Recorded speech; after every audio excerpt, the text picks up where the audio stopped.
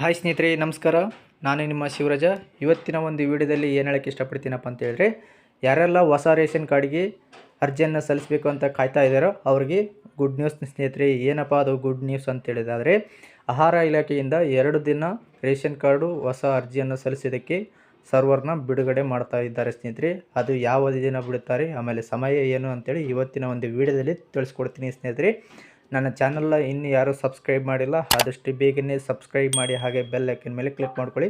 ನಾನು ಮಾಡುವಂಥ ಪ್ರತಿಯೊಂದು ವಿಡಿಯೋ ನಿಮಗೆ ನೋಟಿಫಿಕೇಷನಲ್ಲಿ ಬರುತ್ತೆ ಸ್ನೇಹಿತರೆ. ಓಕೆ, ಬನ್ನಿ ಸ್ನೇಹಿತರೆ, ಈಗ ಹೊಸ ರೇಷನ್ ಕಾರ್ಡಿಗೆ ದಿನಾಂಕ ಯಾವ ದಿನಾಂಕಕ್ಕೆ ಬಿಡ್ತಾರೆ ಅಂತ ತಿಳಿಸ್ಕೊಡ್ತೀನಿ. ಈಗ ಅದಕ್ಕಿಂತ ಮುಂಚೆ ಹೊಸ ರೇಷನ್ ಕಾರ್ಡ್ಗೆ ಅರ್ಜಿ ಸಲ್ಲಿಸೋದಕ್ಕೆ ಯಾವ ದಾಖಲಾತಿಗಳು ಬೇಕು ಅಂತೇಳಿ ತಿಳಿಸ್ಬಿಡ್ತೀನಿ ಸ್ನೇಹಿತರೆ.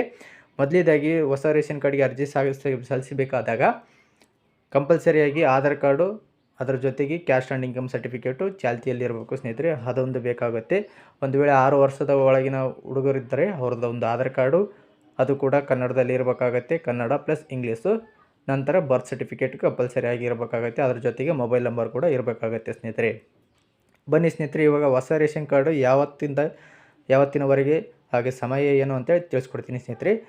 ನೋಡಿ ಸ್ನೇಹಿತರೆ, ಇವಾಗ ಹೊಸ ರೇಷನ್ ಕಾರ್ಡಿಗೆ ಅರ್ಜಿ ಸಲ್ಲಿಸೋದಕ್ಕಾಗಿ ದಿನಾಂಕ 8/3/2024ರಿಂದ 9/3/2024ರವರೆಗೆ ಅಂದರೆ 2 ದಿನ ಇರುತ್ತೆ.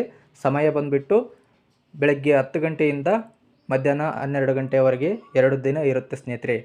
ಓಕೆನಾ.